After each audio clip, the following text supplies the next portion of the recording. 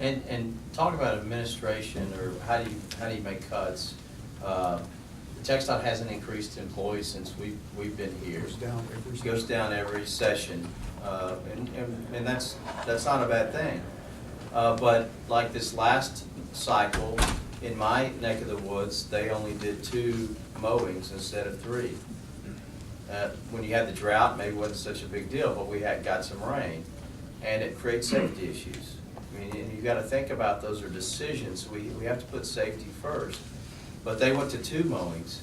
That saved quite a bit of money statewide, and out, they probably don't do those kind of many mowings out where you are. We just let the tumbleweeds blow in New Mexico. But it's that concept of safety, and you know, when a constituent call says, you know, I can't see to turn because of the weeds are so high.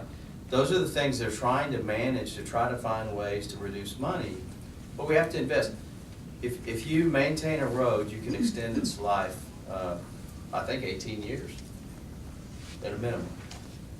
So you've got to, if we maintain it, it's smart use of our dollars. If we don't have the money to maintain it, because we're trying to deal with something here and something here to deal with the congestion relief, we're losing more money here, investment long term, we're going to have to fix it. So that's why we need to, as conservatives, and I'm good friend Dan Branch likes to say, a conservative state government should take care of its primary responsibilities and do those well, and to focus on those. And infrastructure is one of those, along with education and other things. But infrastructure is, and it's time that we continue. And I think we're in an age now, and it's great that we can talk about those things, infrastructure-wise, transportation-wise. Part of what's slowed us down was the recession in 2000, our 2009, 10, 11 timeframe, where we had the big budget shortfall, and that stopped us, I think, from doing some things that we wanted to. But after last session, I think we're turning the corner. I'm excited. Well, I've been warned we're running a little bit low on time, so I'm just going to play devil's advocate for one moment and just throw out a hypothetical situation, and then leave with the following question, which would be a real quick question for each of you. The first hypothetical would be following on your 15-year mortgage scenario where you were talking about the debt. If you wanted to accelerate the retirement of that debt, is it time to have a big public debt conversation, and which is more conservative? For instance, if you could show that the interest rate you're going to pay, the effective interest rate of the state over 15 years, is going to do better than the cost of inflation, is it better to borrow money and build the project cheaper, have it for use, and use it over that same 15-year period?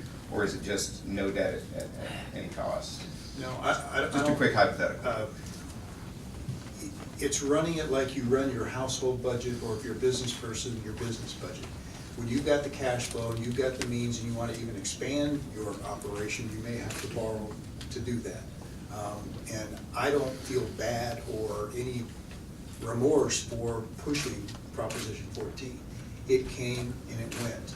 I don't like the mobility fund existing, but I do believe that we need to do one thing first to gain the public's confidence.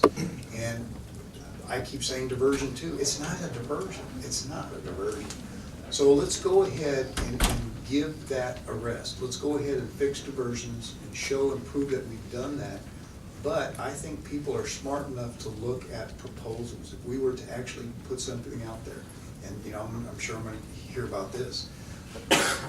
There's only 5 counties in of the 254. There's only 5 counties that have the ability to raise their road and bridge fee by $10. One of them happens to be mine in El Paso, Texas. We're very concerned about that. It's an action that we gave the power to the Commissioner's Court. A year ago this January, they raised it $10. They raised our registration fees in my community $10. I've received 1 negative phone call, and that was referred to me by the tax assessor collector. 1.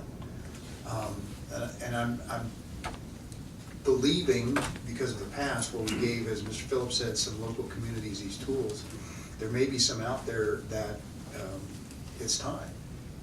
I think you're conservative. Senator Altyke had a bill last session, I believe, Larry, that had a gas tax increase to dedicate it towards paying down the debt.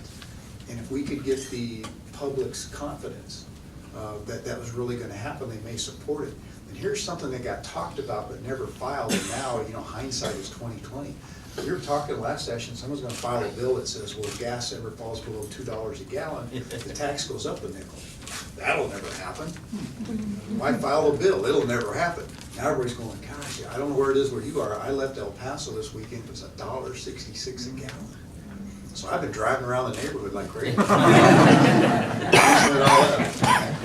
Well, Was that the quick question? That was just a hypothetical. Quick question, I will just throw this out there, not looking for any of you to endorse a specific position or not, but if you had to choose which of these three will be the biggest battle this session, if you had Uber and the taxi companies, Tesla and the franchise dealers, or perhaps the high-speed rail, what do you think is going to be the biggest issue? And we can start with any of the three of you.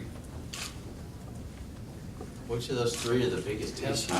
Which may be the biggest sleeper battle that Uber and might show up? taxi. Well, I've spent most of my time on the insurance committee, so I'll tell you it's the Uber issue, just because the insurance side of it, but all three of them are potential big battles there.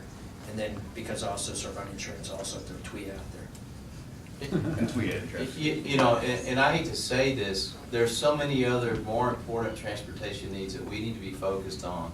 And if we had as many people excited about transportation needs, whether it's our ports, which you have no idea how important our ports are, our rail relocation, we need to be fighting those battles. And I'm not saying that, these other issues, they're gonna be there, and, but if we have that many lobbyists and that many people fighting and excited about it, maybe we could get some stuff done. I mean, the locks down there on the Intracoastal Waterway, we've got some that need to be replaced. How are we gonna do that?